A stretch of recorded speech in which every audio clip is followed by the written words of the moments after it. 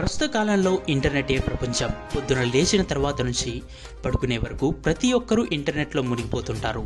ముఖ్యంగా ఏ అవసరం వచ్చినా, ఏ సమాచారం తెలుసుకోవాలన్నా గూగుల్ క్రోమ్ ఉపయోగిస్తుంటాం డెస్క్టాప్లో.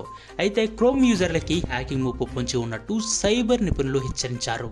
ప్రపంచవ్యాప్తంగా ఇప్పటి వరకు సుమారు 4 బిలియన్లు అంటే 400 కోట్లకు పైగా యూజర్ నేమ్, పాస్వర్డ్లను హ్యాకింగ్ గురైనట్టు ఇటీవల వెల్లడించింది. ఈ నేపథ్యంలో గూగుల్ క్రోమ్ వినియోగదారులకు కీలక సూచనలు జారీ చేసింది.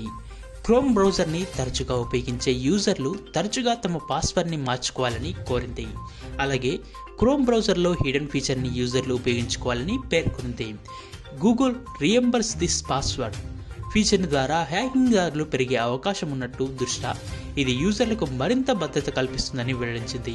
అయితే క్రోమ్లో పాస్వర్డ్ టైప్ చేసిన తర్వాత దాన్ని సేవ్ చేసుకుంటే ఒకవేళ పాస్వర్డ్ని ఎవరైనా హ్యాక్ చేస్తే గూగుల్ యూజర్కి ఇట్టే తెలిసిపోతుందని తెలియజేసింది. గూగుల్ ద్వారా వినియోగదారులు వ్యక్తిగత డేటా హ్యాకింగ్ గురి కాకుండా ఉండేందుకు 2019లో గూగుల్ నిర్వహించిన తొలి పరీక్షలో 65 లక్షల మంది పాల్గొన్నట్టు గూగుల్ ప్రతినిధి జెన్నిఫర్ తెలిపారు. అదేవిధంగా దీనిలో సుమారు 3 లక్షల మంది యూజర్ నేమ్ పాస్వర్డ్లు సురక్షితమైనవి కాదుగా గుర్తించినట్టు తెలియజేశారు.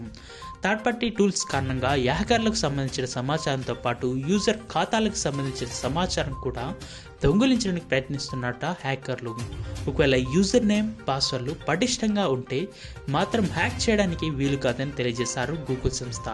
గూగుల్ క్రోమ్ లేదా రిమెంబర్ దిస్ పాస్వర్డ్ ఫీచర్ని ఉపయోగించినట్టయితే యూజర్ పాస్వర్డ్ సురక్షితం కాదని భావిస్తే గూగుల్ వారిని పాస్వర్డ్ మార్చుకోమని సూచిస్తుంది.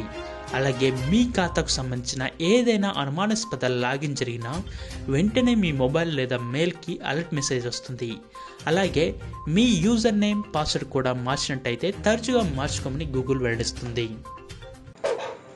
ఈ వీడియో నచ్చినట్టయితే లైక్ చేయండి, షేర్ చేయండి, సబ్స్క్రైబ్ చేయడం మాత్రం మర్చిపోకండి. పక్కనే ఉన్న బెల్ ఐకాన్ని ప్రెస్ చేసి నోటిఫికేషన్ రూపంలో మా ప్రతి వీడియో మీరు పొందవచ్చు.